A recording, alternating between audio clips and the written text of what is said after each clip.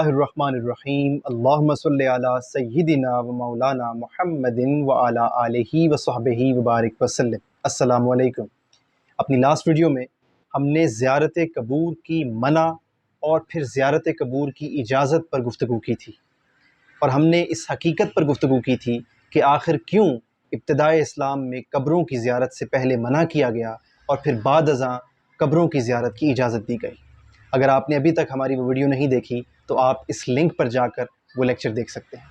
اب اس نشست میں ہم زیارت قبور کے حوالے سے حضور علیہ السلام کی اپنی سنت کو دیکھیں گے کہ آقا علیہ السلام کا قبروں کی زیارت کے حوالے سے طریقہ کار کیا ہوا کرتا تھا۔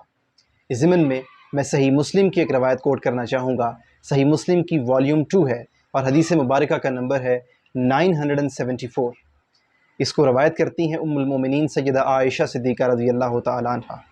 روایت کے الفاظ کچھ یوں ہیں کہ ان سیدہ عائشہ رضی اللہ تعالی عنہ انہا قالت کان رسول اللہ صلی اللہ علیہ وآلہ وسلم کلما لیلتها من رسول اللہ صلی اللہ علیہ وآلہ وسلم یخرج من البیت من آخر اللیل الی البقیع۔ آپ فرماتی ہیں کہ حضور علیہ السلام کی جو مختلف ازواج مطہرات کی باریاں ہوا کرتی تھیں، تو باریوں کے اعتبار سے جب میری باری آیا کرتی، یعنی سیدہ عائشہ صدیقہ کی ام المومنین سلام اللہ علیہ، تو آپ فرماتی ہیں کہ میری باری کی رات میں حضور علیہ السلام رات کے آخری پہر یخرج من بیتی من آخر اللیل، رات کے آخری حصے میں حضور علیہ السلام اپنے حجرہ مبارک سے باہر تشریف لے جاتے۔ کہاں جاتے؟ الی البقیع، جنت البقیع کے قبرستان تشریف لے جاتے، اور وہاں جا کر ارشاد فرماتے فیقول السلام علیکہ من الدار قوم مؤمنین۔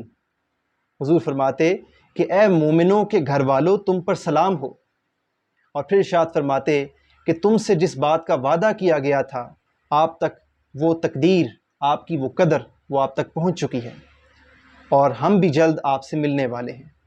پھر حضور علیہ السلام اپنے مبارک ہاتھوں کو بلند کر کے دعا فرمایا کرتے کہ یا اللہ، اہل مدینہ کے قبرستان والوں کی بخشش فرمانا، ان کی مغفرت فرمانا۔